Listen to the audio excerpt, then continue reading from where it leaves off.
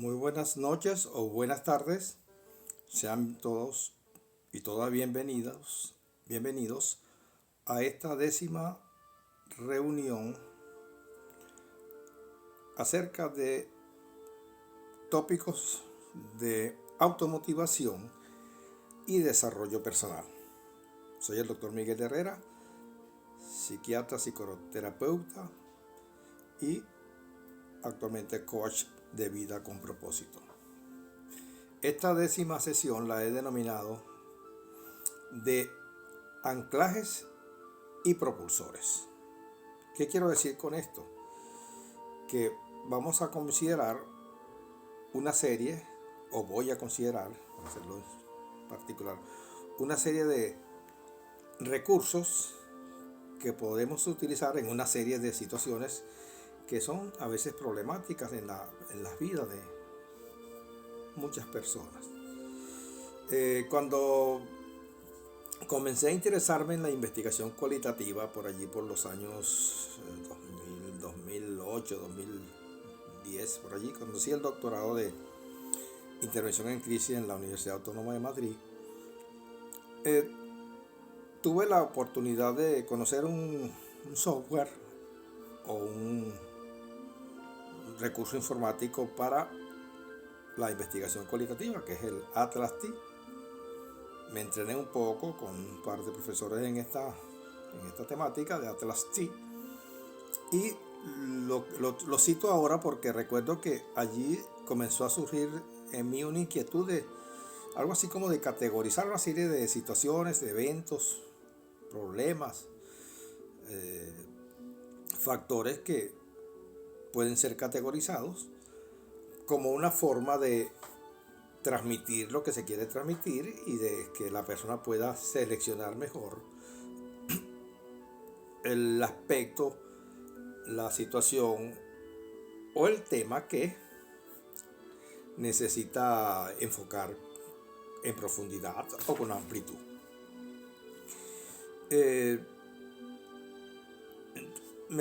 Me estimuló a hacer este tipo de revisión el considerar, de acuerdo con estos esquemas de selección o de categorización de situaciones diversas, la siguiente situación, cuando como psiquiatras, como orientadores, también hice el curso de orientación, buscamos cómo enfocar ciertos aspectos. Podemos categorizarlos en ocasiones para ver su simplicidad o complejidad, su severidad o su benignidad, su permanencia en el tiempo, su escasa duración o su prolongada duración en el tiempo. Entonces, esa es una forma de categorizar los fenómenos. Pero también en este caso he pensado categorizarlos de una forma, vamos a decir, si se quiere, un poco interesada, pues, para lo que ando tratando de transmitir o intentando transmitir, en que muchos problemas humanos pudieran ser categorizados, al menos temporalmente, para los fines que persigo, en tres grandes aspectos. Aspectos que dependen del comportamiento, la conducta, el comportamiento observable, el que hace que muchas personas busquen a veces ayuda cuando observan ciertos comportamientos, conductas o acciones de los cuales no están satisfechos, por lo cual les inquieta. En estos días hablaba con un ahijado mío, le decía, bueno, de que hay conductas egosintónicas y conductas egodistónicas. Egosintónica se refiere a que si yo me siento bien con ciertas conductas que tengo, hay una sintonía con esas conductas, y si no me siento bien, si me perturban, una conducta egodistónica. Esa conducta egodistónica es lo que hace que muchas veces busquemos ayuda, porque nos perturba y queremos modificarla. Entonces, el primer campo que yo mencionaría para los problemas que intento ir desarrollando en sesiones posteriores son los problemas de conducta, de comportamiento. ¿Cuáles serían estos problemas de comportamiento? Bueno, son conocidos en psicopatología muchos como compulsiones. O sea, compulsiones son conductas que no podemos evitar, que no son voluntarias, pero que a través de recursos voluntarios no podemos limitar. Necesitamos ayuda externa, porque no son, al intentar a veces vencerlos con nuestra propia capacidad o recursos, se nos dificulta porque van más allá de nuestra capacidad de modificación. Pues se llaman compulsiones, conductas inadecuadas que se repiten y que nos causan mucha tormento, tortura, ansiedad, angustia. Eso es un comportamiento que se convierte a veces como en un ritual obligatorio y muchas personas sufren por esto. Afortunadamente existen ciertos medicamentos que por lo menos mejoran el aspecto de la reactividad de la ansiedad de la persona y el malestar biológico o funcional. Y los métodos psicoterapéuticos, las diferentes terapias, lo que hacen, enfocan los psicólogos, los psiquiatras, los orientadores, los que se encargan de estos temas de desarrollo personal, pueden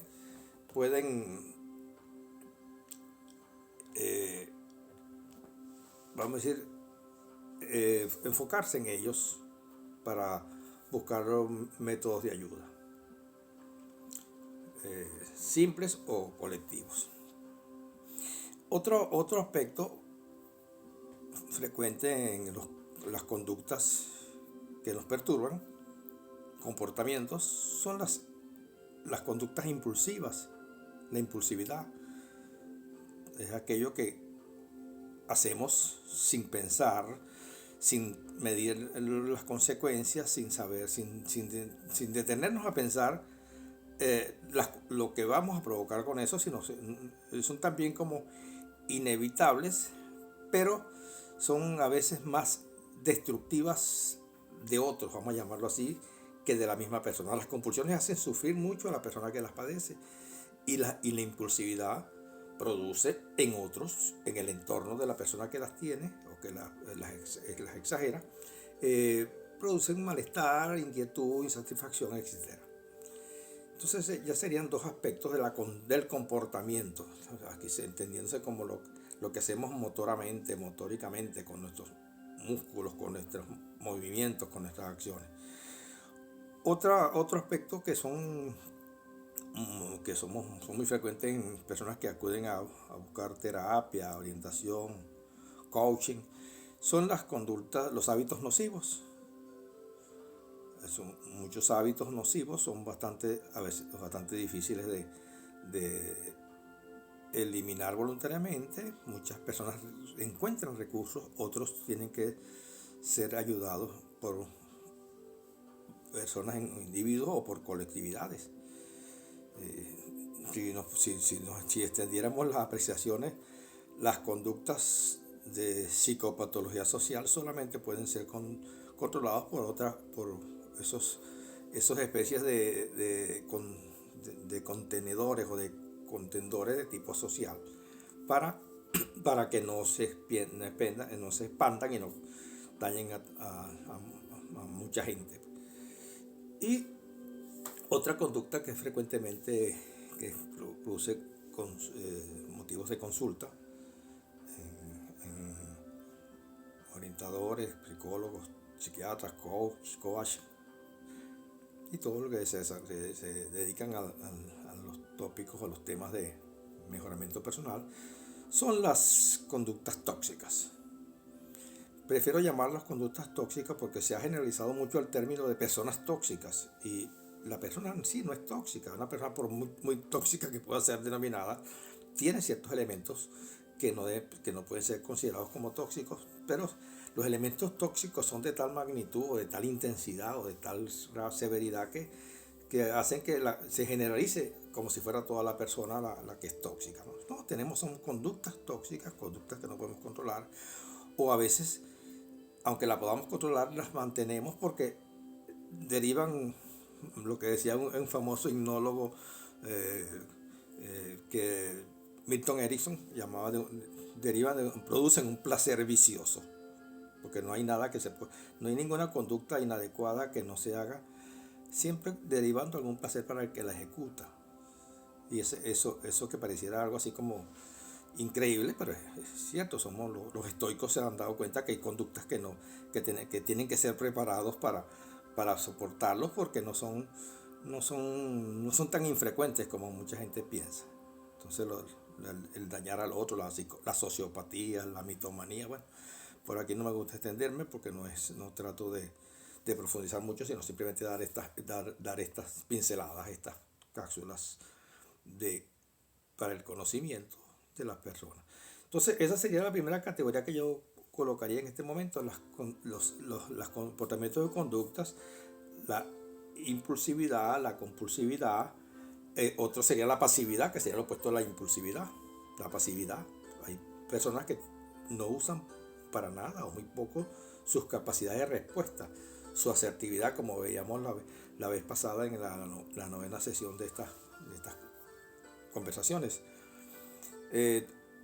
Los hábitos nocivos, que son tantos, bueno, sería una lista aparte que habría que hacer con los hábitos nocivos. Todos tenemos algunos de ellos, muchos tenemos muchos más de uno, y estos hábitos son casualmente los que pueden provocar a veces mayor daño social, individual y familiar. Y las conductas que denominaron tóxicas, o conductas donde se dañan a otros. Ese sería el primer grupo que yo categorizaría los comportamientos.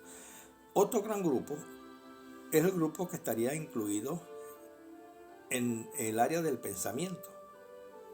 Se habla mucho de que el pensamiento produce una serie de trastornos y se generaliza sin especificar que es el elemento más que nos define más como humanos, la capacidad de pensar. Lo que pasa es que se escotomiza, se olvida y no se describe como el pensamiento nocivo, el pensamiento ineficaz, el pensamiento tóxico, el pensamiento malévolo, vamos a llamarlo así. Entonces, los pensamientos negativos, que llaman negativos, que particularmente prefiero llamar disfuncionales, porque alteran la función para la cual es el pensamiento. El pensamiento es para que nosotros derivemos conclusiones, apreciaciones y hagamos nuestros planteamientos, nuestras conjeturas, propongamos teorías. Las teorías fíjense, todos estos teóricos, filósofos, psicoanalistas, pensadores tan destacados que han hecho del pensamiento un campo de estudio que se pierde de vista y que afortunadamente sigue profundizándose con los nuevos descubrimientos metabólicos, los descubrimientos informáticos, etcétera, la simulación, toda una serie de avances que han permitido que el pensamiento siga siendo objeto de estudio. Entonces, en las modificaciones o fenómenos del pensamiento, como una pequeña lista, yo les colocaría los que se dedican a la imagen propia o a las imágenes ajenas, o sea, las imágenes que tenemos nosotros mismos o las imágenes que nos hacemos de los demás. Es una función del pensamiento. Yo pienso que fulano de tal es de esta manera, y puede que me equivoque porque solamente estoy percibiendo un aspecto que no es relevante, pero que para mí a lo mejor tengo esa sensibilidad, soy capaz de afinar más allí y dejo pasar elementos de mayor peso. Entonces el pensamiento, nos hacemos imágenes distorsionadas de los demás y nos hacemos imágenes distorsionadas de nosotros mismos. Eso es una función del pensamiento. La imaginación, imaginación, tantos problemas que ha creado la imaginación tóxica o anormal. El otro aspecto serían los juicios infundados. O sea, la tendencia a juzgar situaciones, personas, procedimientos, sin tener evidencias suficientes, y juzgando aparte de que es como una de las primeras prohibiciones eh, de las religiones, no juzgar. ¿Ve? Bueno, lo que se ha visto que cuando uno juzga está escotomizando o anulando su capacidad de observar, porque nos vamos apresuradamente y en cualquier momento nosotros podemos hacer juicios infundados, por muy preparados que podamos estar o inteligentes que nos consideremos, podemos hacer juicios infundados porque nos faltan evidencias, factores que nos den certeza en lo que estamos juzgando. Y es como, vamos a decir ese juego de palabras, como que juzgamos y jugamos a ser dioses o a ser superiores a los demás. No, de eso no se trata. Juzgar es que para juzgar hay que tener evidencia, hay que tener fundamentos, hay que tener saber observar para que sin embargo muchas veces no es necesario que juzguemos, simplemente podamos describir. La alternativa a juzgar es describir, como les mencionaba la vez pasada, de que bueno, yo puedo describir una conducta, bueno, algo así como un ejemplo rápido, con esto que dijiste yo me sentí de tal o cual manera, estoy describiendo con lo que describo lo que la persona dijo, o con esto que hiciste, yo me interpreté, es juzgar. La interpretación tiene mucho que ver con el juicio a veces erróneo. Serían dos primeros elementos del pensamiento. Las dudas, sería otro. Muchas personas tienen muchas dudas, inseguridades. Lo hago, no lo hago, ser o no ser. El de Shakespeare, William Shakespeare. Esa es la pregunta, ser o no ser. Y al extremo de llegar a las obsesiones. Obsesiones significan ideas que se repiten sin nuestro control, sin poderlo manejar, y que nos causan inquietud, ansiedad, malestar, obsesiones. No desaparecen con el esfuerzo voluntario. Se necesitan de otros recursos vamos, de mayor alcance y mayor profundidad. Las excusas, los pretextos, pues hay un rosario de excusas y pretextos. El más conocido es aquel de la zorra y las uvas. Cuando uno no puede alcanzar algo, dice, bueno, el cuento de la zorra, que veía que intentaba alcanzar las uvas y brincaba y al final se desistió y se dio a sí misma la excusa de que no las alcanzó porque las uvas estaban verdes. Y bueno, no las alcanzó, pues no tenía no tenía el cuello de una jirafa, ni tenía el salto de un canguro o una cosa de esta. Entonces, las excusas y pretextos, bueno, eso es un tema que provocaría un par de horas para conversar de eso. Un tópico que yo he repetido muchas veces en estas reuniones, son las creencias limitantes. Cuando realicé mi doctorado en crisis existenciales, mi tema fue las creencias, los sistemas de creencias en su relación con el divorcio. Y bueno, eso fue, ahí me interesé mucho en varios métodos que les he mencionado en otras sesiones para cómo transformar o mejorar nuestras creencias limitantes. Otro aspecto del pensamiento serían las comparaciones desfavorables. Tendemos a veces a compararnos y a equipararnos con otros en el sentido positivo o negativo. En este caso, lo más negativo será que nos comparemos desfavorablemente con otros, sin darnos cuenta que otros tienen condiciones distintas de vida, otros tienen orígenes diferentes, otros tienen recursos distintos. Siempre repito en todas partes que puedo que somos iguales, pero teóricamente ante la ley. No, como una vez escuché, bueno, cuando nacemos somos un original que no tiene copia. Yo no creo que ni los gemelos son similares. Bueno, las comparaciones desfavorables son un problema del pensamiento. Bueno, Percibimos que aquel otro tiene aquello que yo no tengo, o yo quisiera tener aquello que él tiene, o me comparo que él no tiene, en el otro lado, en el lado megalomaníaco de que yo tengo las cosas más, más importantes que el otro. O sea, las comparaciones pueden ser desfavorables para uno, para el que las tiene, y o con los demás. Entonces son también producto del pensamiento.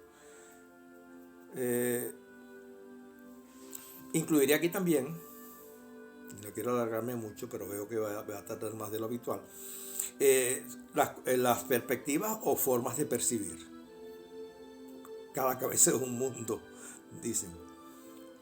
Todo es de acuerdo al color del cristal con que se mira, como decía Campo Amor. En este mundo traidor, nada es verdad ni es mentira, todo es de acuerdo al color del cristal con que se mira.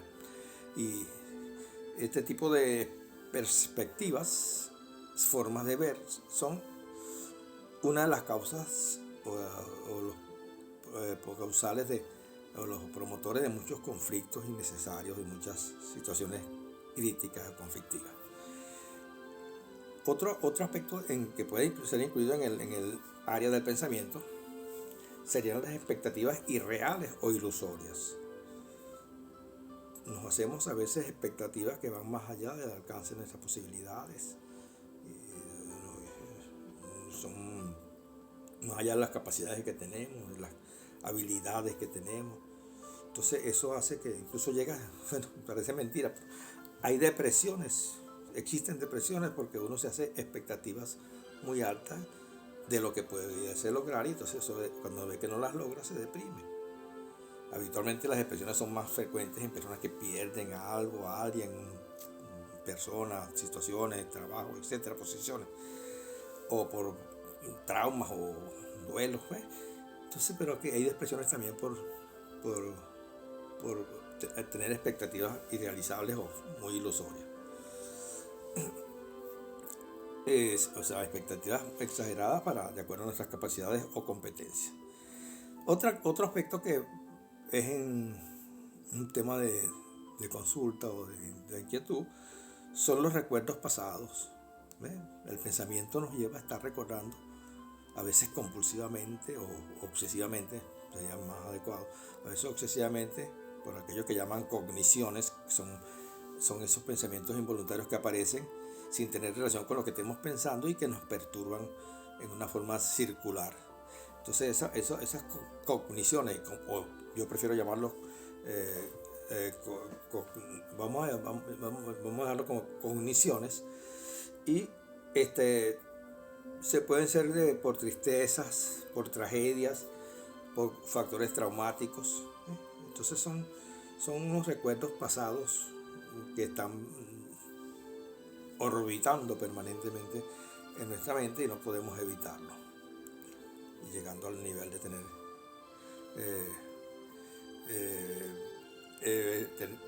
tener ese tipo de pensamientos repetitivos que la terapia cognitiva o cognoscitiva, que es como quería dar la palabra que tocaba ahorita, cognoscitiva, porque es más castizo, más castellano, y cognitivo es cognición en inglés. Bueno, este es el segundo grupo. Entonces ya tenemos, por una parte, las conductas, dije algunas, faltaron muchas, un poquito más mencioné, vamos a apagar esto, un poquito más lo referente al área del pensamiento, y en tercer lugar, y no por eso, no por colocarlo de último menos importante, como se acostumbra a decir retóricamente, las emociones o sentimientos. Más bien al contrario, tendría que haber comenzado por allí, pero bueno, el orden, vamos a decir así, que el orden de los factores no altera el producto aquí. Pues aquí damos en mencionar todos para ver cuál es el producto que queremos, vamos a mencionar o señalar, que refería al comienzo, acerca de lo que llamamos anclajes o lo que llamamos promotores o propulsores. Anclajes y propulsores. Entonces, en los sentimientos, el más aparatoso es el sentimiento de culpabilidad. Tenemos la paradoja de que existen personas que se sienten culpables por cualquier cosa, debido a su formación, a las tradiciones, a cuestiones genéticas, a tradiciones familiares, a culturas. Hay culturas donde la culpa es inyectada, como decía una amiga mía, en las venas. Y ese sentimiento de culpabilidad, paradójicamente, es uno de los, vamos a decir, las patologías más difíciles a veces de tratar, porque es como que necesitamos sentirnos culpables para expiar a veces cosas que no son nuestras. Entonces, ese sentimiento de culpabilidad forma parte de estas emociones perturbadoras que van a distorsionar, a producirnos unas anclas tan poderosas que cuesta soltarlas. Y al final, que es el tema de buscar cómo estas anclas podemos modificarlas, o podemos levar las anclas, o buscar otro tipo de elementos que nos propulsen para liberarnos de ellas. Otro elemento, otro factor que está incluido, que incluiría en esta lista tentativa, porque por supuesto que es incompleta como toda lista, y que si ustedes se escuchan este video, lo ven y dicen, bueno, aquí a Miguel Herrera le faltó mencionar y bueno, van a salir muchos más de las que he mencionado acá, pero no podemos agotar todo el tiempo en la parte teórica, que me gustaría más, que seguramente va a tener que ser en otra sesión, hablar de los elementos para enfrentar muchas de estas cosas. A veces hasta con una sola medida, no tiene que ser con una medida para cada cosa. Las preocupaciones, angustias, las preocupaciones obsesivas que provocan angustia, que nos provocan ansiedad, que nos deprimen a veces. Entonces estos son elementos ya donde las emociones están interfiriendo, porque las emociones significan, vienen de la etimología emover, vienen de moverse. Cuando uno siente una emoción o lo mueve o lo paraliza, ¿ves? Tiene que ver con el movimiento. Entonces, estas emociones o sentimientos son elementos que son anclas muy poderosas para muchas personas.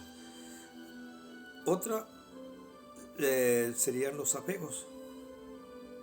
Los apegos, este sentimiento de propiedad o de dependencia de personas, situaciones, roles, posiciones, que nos permiten que nos sintamos libres, sino simplemente somos esclavos realmente de aquello a lo cual nos apegamos. Hace muchos años aprendí que, bueno, el apego excesivo a una situación, a una cosa que producimos, produce lo que llaman la alienación. Si yo me dedico a producir algo y ese algo después me motiva mi conducta, es lo que me dirige, lo que me controla, estoy en una alienación. De ahí viene el término de alienado, que se usó hace muchos años para los enfermos mentales. La alienación, que ha sido estudiada como un fenómeno social y filosófico, ¿no? Pero el apego es el responsable de estas dependencias que nos esclavizan, porque si nos apegamos a personas, a situaciones, a posiciones, cuando las perdemos o cuando nos distanciamos de esas, la respuesta es muy, muy fuerte.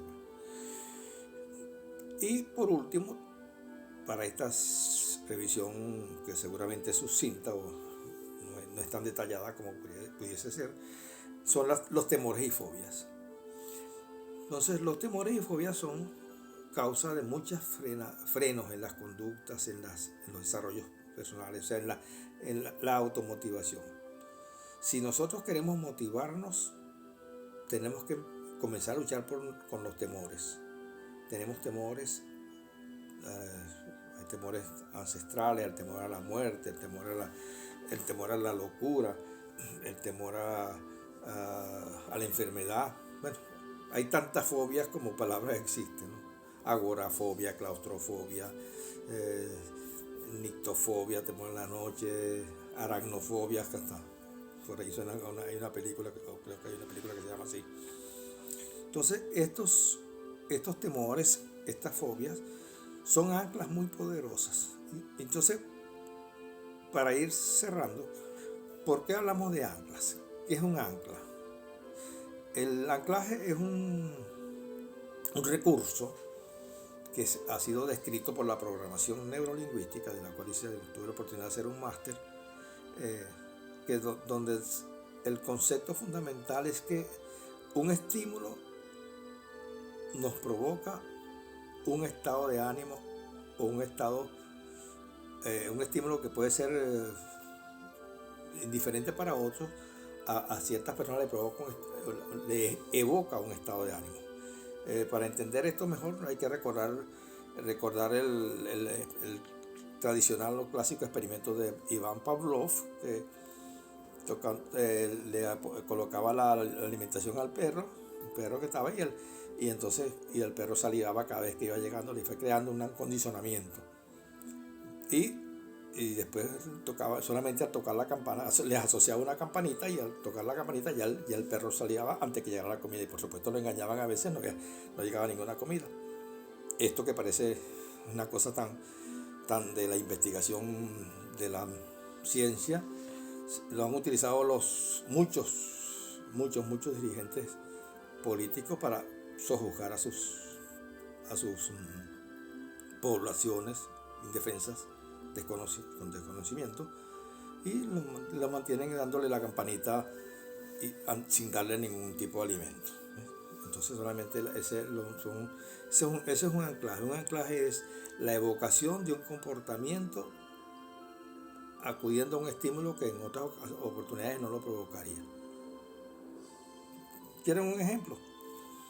El clásico ejemplo es las personas que hemos estado enamorados en una relación o hemos tenido un buen recuerdo. Bueno, acudimos al ancla auditiva de nuestra canción.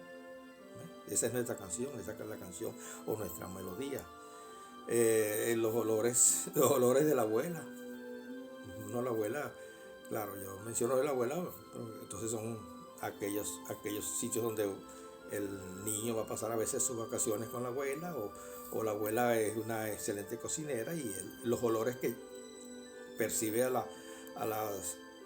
los ya en edades avanzadas le recuerdan inmediatamente a ese personaje. O las anclas kinestésicas, que tienen que ver con un contacto físico.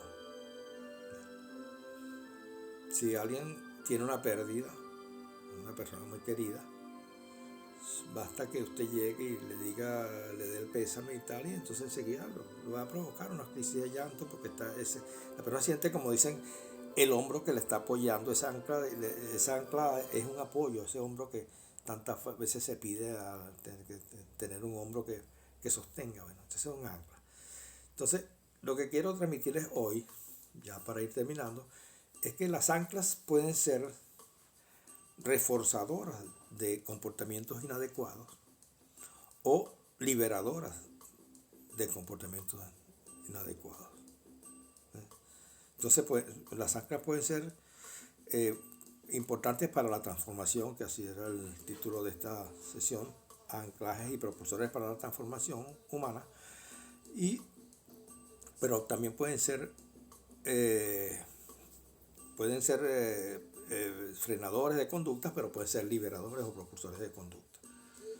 Entonces, un buen terapeuta, un coach, un buen psicólogo va, a veces intuitivamente.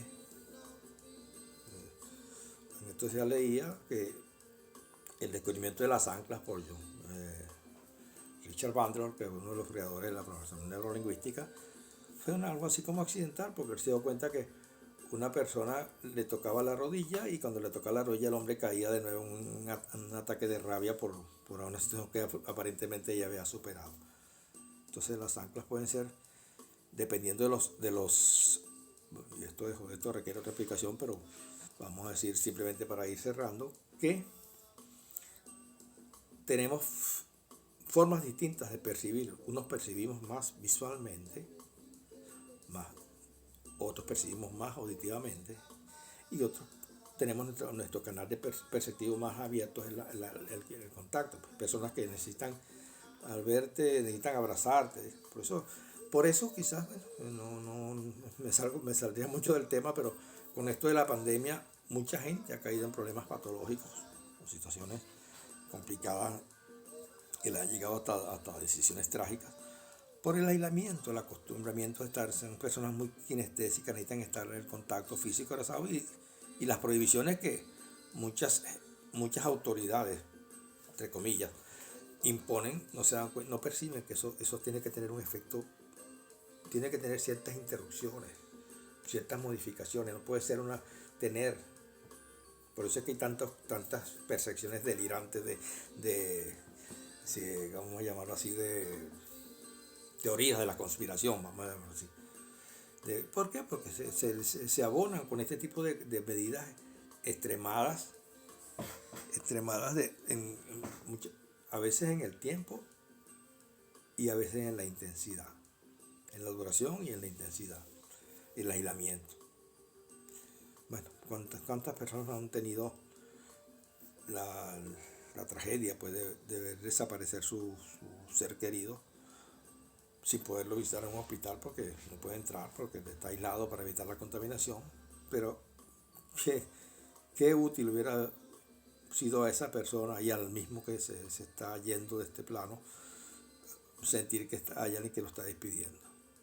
Esperemos que algún día, en algún momento, las autoridades, vamos a llamarlas entre comillas competentes, actúen con más competencia y no con la incompetencia que muchas veces se ha notado en estas cosas generalizadas. Las medidas generalizadas generalmente tienden el riesgo a no particularizar situaciones por razones culturales, por razones de tipo regionales, por razones de tipo recursos. No es lo mismo cómo se atiende un paciente en un país desarrollado a cómo se desatiende en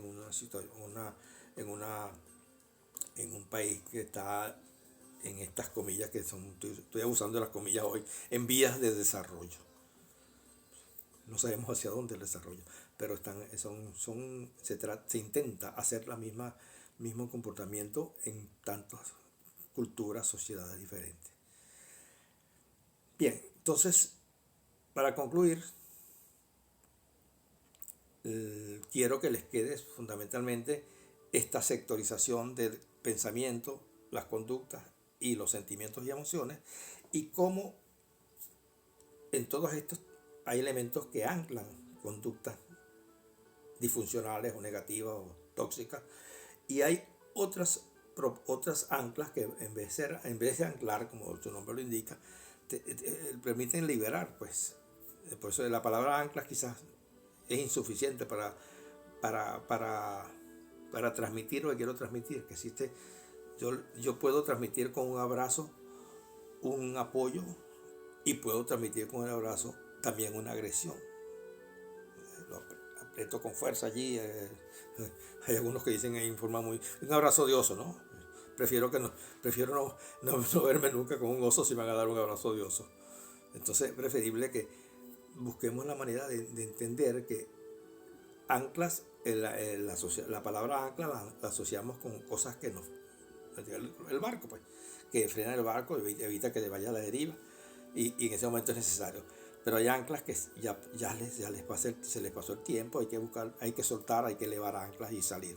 Y como finalizaría con esto diciendo que los barcos no fueron hechos para estar anclados, los barcos fueron hechos para echarse a la mar y para transportar, y para viajar. Entonces, los seres humanos merecemos algo más que estar con tantas anclas que nos limiten, tanto a nivel del pensamiento, a nivel de nuestro comportamiento o a nivel de nuestras emociones. Y existen muchos recursos para superarlo. Hay tantos métodos como creadores de sistemas terapéuticos o psicológicos han existido.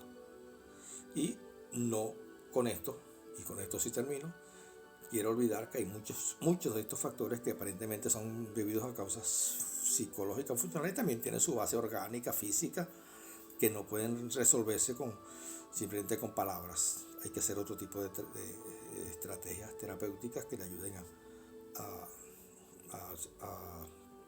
a modificar. Bueno, el coaching ha sido integrado por una serie de perspectivas, la programación neurolingüística, el psicodrama. Ahí también existen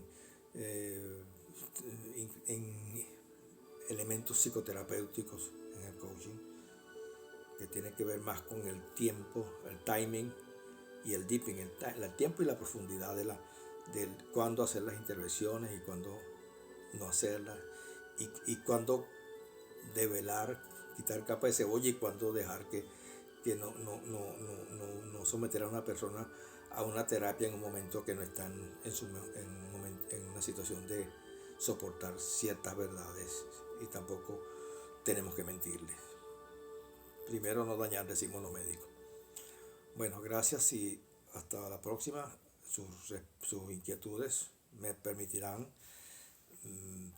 de percibir cuáles son vamos a decir, las áreas quizás la que debo profundizar más en próximas reuniones. Buenas tardes o buenas noches y gracias por estar allí.